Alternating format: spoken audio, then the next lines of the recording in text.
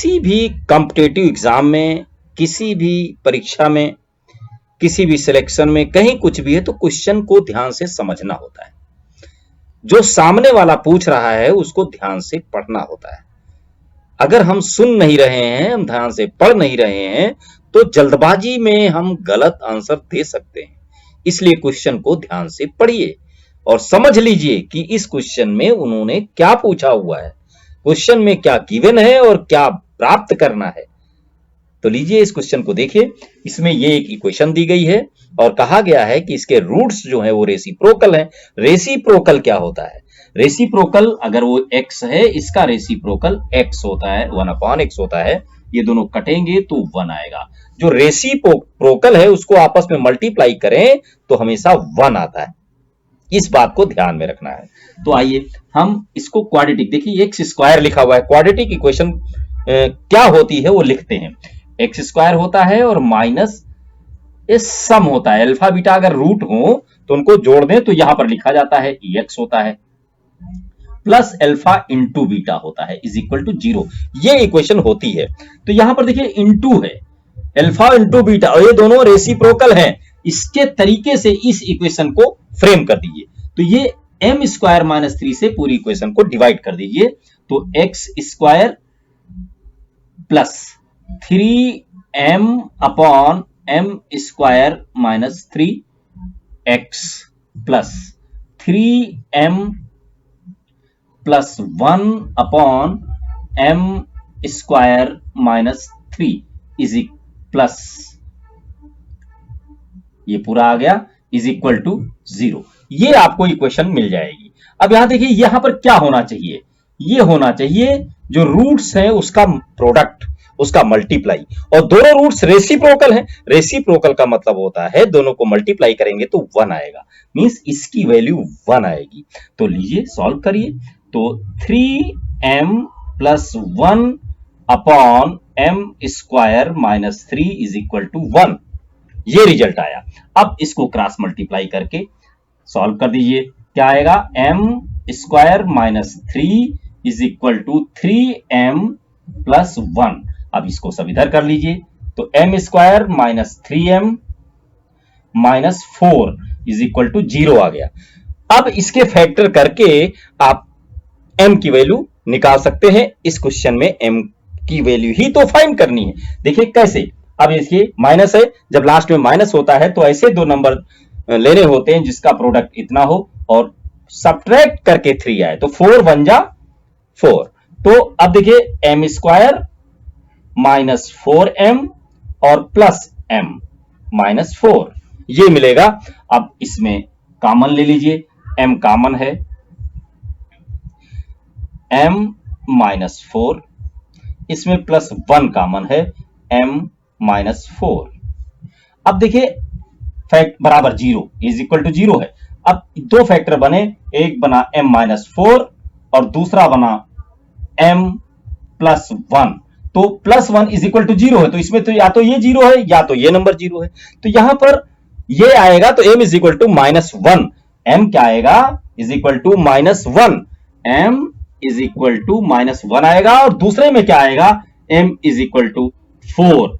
तो ये 4 आएगा। अब ऑप्शन चेक कर लीजिए, m की वैल्यू 2 मिलेंगी, एक माइनस 1 और दूसरा 4। तो इस तरीके से क्वेश्चन को आप आसानी से सॉल्व कर सकते हैं, लेकिन पूछता कुछ है और जवाब कहीं और से आता है। तो हर चीज को ध्यान में रखना है, समझना है और अच्छी तरीके से सवालों को करना है। देखिए अगला क्वेश्चन पढ़िए। कह रहा था angle of elevation of the top of a tower from 2 points, distance x and y are complementary, the height of tower is। Tower की हाइट बतानी है। ये कि टावर बना हुआ है, यहां 2 पॉइंट हैं, एक x है, यहां से इसकी डिस्टेंस और यहां से इसकी y है, और ये एक एंगल है, ये दूसरा एंगल है। कह रहा है कि ये जो एंगल है वो कॉम्प्लीमेंट्री है। कॉम्प्लीमेंट्री मींस होता है दोनों का सम 90 डिग्री होना चाहिए। तो ये अगर x है तो ये 90 माइनस x होना चाहिए। ये है आपका आंसर, ये है समझ जो आपको अलग से इस क्वेश्चन में समझना है। अब देखिए यहां से यहां तक y है और ये हाइट पूछ रहा है, हाइट क्या आने वाली है। तो यहां पर देखिए ये अगर हम निकाल दें तो y upon h is equal to, देखिए काट हो जाता है, काट 90 माइनस ये x हम नहीं रखेंगे, यहां पर थीटा रख दीजिए क्योंकि x यहां पर यूज किया गया है। तो जब कोई नंबर क्वेश्चन में हो तो वो नंबर हम नहीं मान सकते। तो ये हो गया 90 माइनस थीटा। तो y is equal to h और 90 माइनस थीटा क्या होता है, ये होता है tan थीटा। तो h tan थीटा, ये मिल गया y। अब यहां से देखिए दूसरी वाली लाइन में, तो ये डिस्टेंस है x, यहां से यहां तक x है, तो x upon h is equal to cot theta. तो x इज इक्वल टू क्या आ गया, h कॉट थीटा, ये आ गया। और इन दोनों को, ये दो इक्वेशन मिल गई, इन दोनों को मल्टीप्लाई कर ले तो देखिए लेफ्ट साइड का लेफ्ट साइड से मल्टीप्लाई हो जाएगा, तो x y आ जाएगा इज इक्वल टू, इधर का जब मल्टीप्लाई करेंगे तो देखिए h को h से मल्टीप्लाई करेंगे, h स्क्वायर आ जाएगा। tan इंटू कॉट थीटा जब करेंगे तो ये 1 आ जाएगा, कट जाएगा, क्योंकि tan is equal to 1 upon cot या cot is equal to 1 upon tan। तो इसको मल्टीप्लाई करेंगे तो ये आ जाएगा। तो h square is equal to X Y, तो h इज इक्वल टू क्या आने वाला है, ये आ गया h is equal to under root X Y. अब ये आपको मिलेगा जितनी डिस्टेंस पर है क्वेश्चन, इस तरीके के और बहुत सारे क्वेश्चन, तो उसको एक फॉर्मेट याद कर लीजिए। इस तरीके की बातें जब भी कंप्लीमेंट्री होता है तो उसकी हाइट जो होती है, जो डिस्टेंस है उसके मल्टीप्लाई का रूट होती है। तो ये आपको आंसर मिलेगा। ऐसा ऑप्शन अगर उसमें है कहीं तो उसे टिक कर दीजिए, नहीं है तो समझ लीजिए कि इस तरीके से सवालों को सॉल्व करना है। धन्यवाद। क्वेश्चन को सॉल्व करने से ज्यादा जरूरी है क्वेश्चन को समझना। अगर आप अच्छी तरह क्वेश्चन को समझ गए हैं तो सॉल्व करना बहुत सरल हो जाता है। तो क्वेश्चन को पढ़िए ध्यान से। क्या है, एक बैग में 3 ग्रीन मार्बल हैं, 4 ब्लू मार्बल हैं और 2 ऑरेंज मार्बल है। तो देखिए ग्रीन, जो ग्रीन है वो कितनी है, ग्रीन है 3 और ब्लू 4, ऑरेंज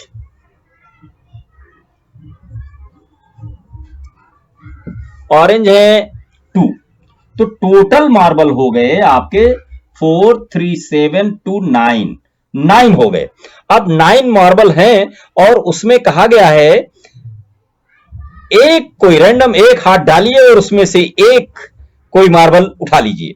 तो कह रहा है कि नॉट ऑरेंज मार्बल इज, तो उसकी प्रोबेबिलिटी क्या होगी, जो ऑरेंज मार्बल नहीं है। देखिए ऑरेंज मार्बल की प्रोबेबिलिटी क्या है, 2, ये 2 है, 2 अपॉन 9, और ये ऑरेंज की है तो ऑरेंज को अलग कर दें तो क्या आएगा, इसको 1 में से माइनस कर दिया जाता है, 9 थे पत्थर उसमें, 2 को छोड़ दीजिए तो बचेगा 7 अपॉन 9। ये प्रोबेबिलिटी होगी नॉट ऑरेंज की, ऑरेंज वाले छोड़ दिए जाएं तो 7 अपॉन 9 उसकी प्रोबेबिलिटी होगी। तो इस तरीके से देखिए कितना क्वेश्चन 1 मिनट के अंदर आप सॉल्व कर पा रहे हैं। बस समझ जाएं क्वेश्चन को। अगर आप क्वेश्चन को समझ गए हैं तो बहुत आसानी से बहुत कम समय में क्वेश्चन को सॉल्व कर पाएंगे। तो समझने का प्रयास ज्यादा करना है और फिर पलक झपकते आप क्वेश्चन को कर पाएंगे। धन्यवाद। क्वेश्चन को पढ़िए। क्वेश्चन को पढ़ते पढ़ते ही आंसर आपकी नजर में आ जाता है। क्या करना है, अगर ध्यान से पढ़ रहे हैं तो जवाब अंत तक नहीं पहुंचेंगे आप क्वेश्चन के, और जवाब आपके पास होगा। देखिए ना, दिया हुआ है quadratic polynomials whose zeros are, ये अब इसके जीरोस दिए गए -3 एंड 5, ये जीरोस हैं। अब ऐसे में एक अल्फा है एक बीटा है, बस पॉलिनोमियल्स क्वाड्रेटिक इक्वेशन है, नाम बदला हुआ है, केवल पॉलिनोमियल कह दिया उस। तो क्वाड्रेटिक इक्वेशन होती क्या है, फिर आइए देखिए, एक्स स्क्वायर होता है, माइनस होता है अल्फा प्लस बीटा होता है, और एक्स और प्लस अल्फा इंटू बीटा होता है।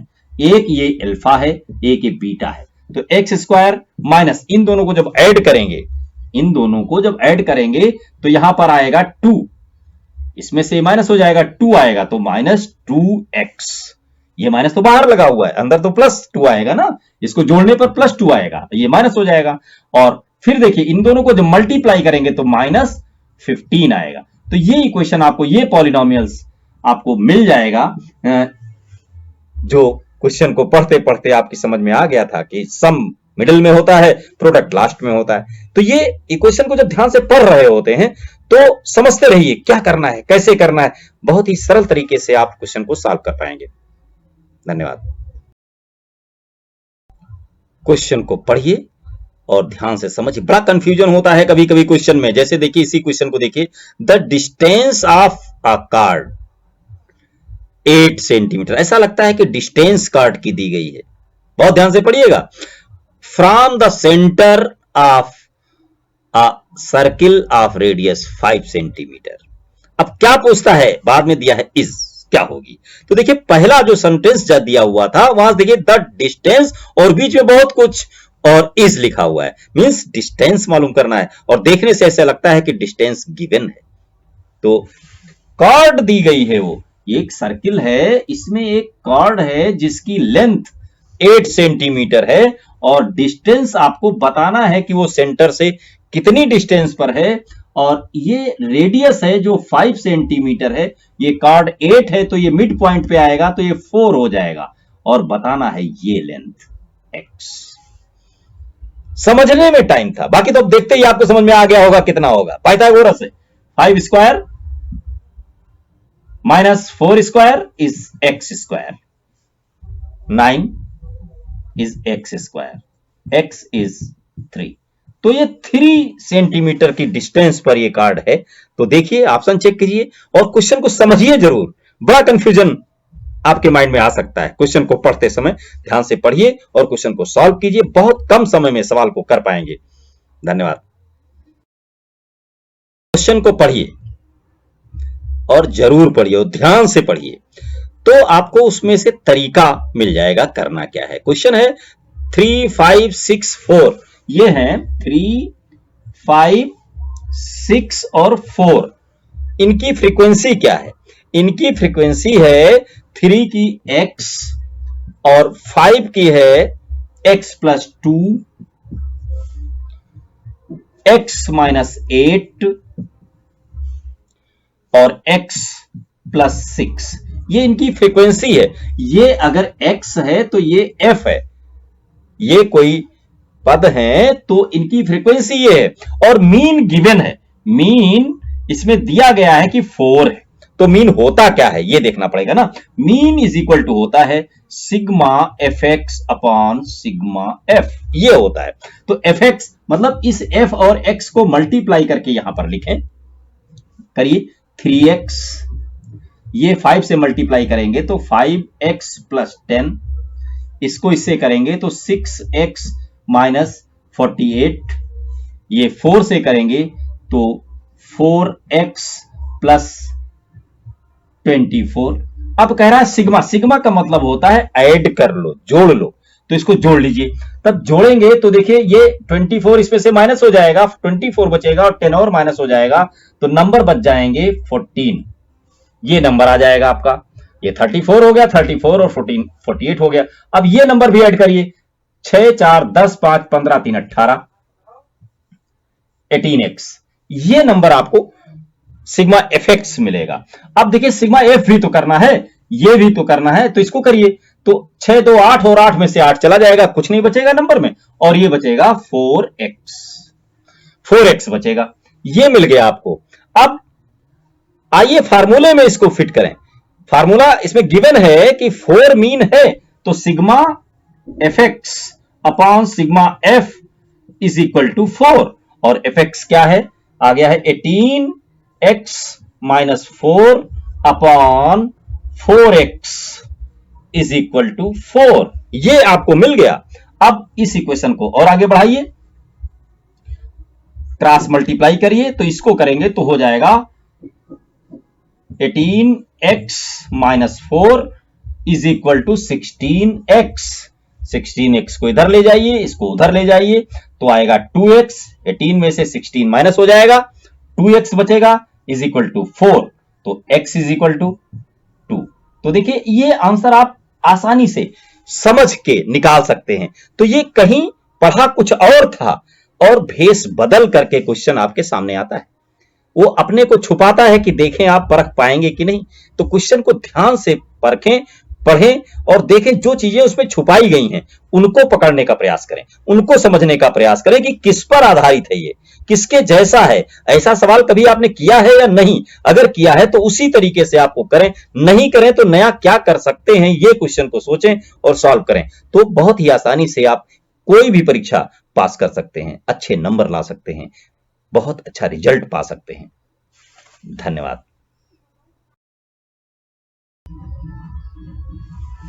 क्वेश्चन को फिर से पढ़िए, देखिए कितना मजेदार क्वेश्चन है। कह रहा है एक हेक्सागन है और उसके चारों तरफ एक सर्किल बनाया गया है जिसकी रेडियस r है। तो हेक्सागन ये 6 साइड होती हैं हेक्सागन में, ये बन गया हेक्सागन। रेगुलर का मतलब क्या होता है मालूम है? रेगुलर का मतलब होता है सारी साइड सेम है, इक्वल है। जब सारी साइड्स इक्वल हो तो उसको रेगुलर कहते हैं। हेक्सागन है तो 6 साइडेड फिगर, जिसमें 6 साइड हो और 6 साइड्स इक्वल हो तब उसे हम रेगुलर हेक्सागन कहते हैं। तो अब आइए, तो अब कह रहा है इसके चारों तरफ एक सर्किल बनाया गया है, उस सर्किल की रेडियस क्या होगी? तो आइए अपने बचपन में जाते हैं। जब छोटे थे हम लोग, बरसात होती थी, पैर से खड़े होकर के ये अंगूठे से गोला बना दिया करते थे। तो क्या होता था कि अगर हम कोई सर्किल है, सर्किल में रेडियस को ना कम ज्यादा करें और किसी एक पॉइंट से आर्क लगाना शुरू करें तो ये 6 टाइम्स आर्क लगता है। ये बात आपको अगर तब से याद है, अब तक आर्ट में पढ़े होंगे आप कि ये चित्र बनाते हैं तो जो बनते हैं डायग्राम, जैसे ऐसे नहीं बनाया करते थे, ऐसे फिर ऐसे बन जाता था, फिर ये बनता था इस तरीके से, फिर इस तरीके से बन जाता, 6 कलियां बनती थी। तो बस वही क्वेश्चन है ये कि अगर ये रेडियस ली गई है और उस रेडियस से ये सब साइड्स इक्वल होती हैं तो कहीं भी ये सर्किल है, सर्किल में कोई भी रेडियस मिला दीजिए और इसी रेडियस को लेकर के इधर कट लगाइए और इसको मिलाइए तो ये 6 बार इसमें कटता है।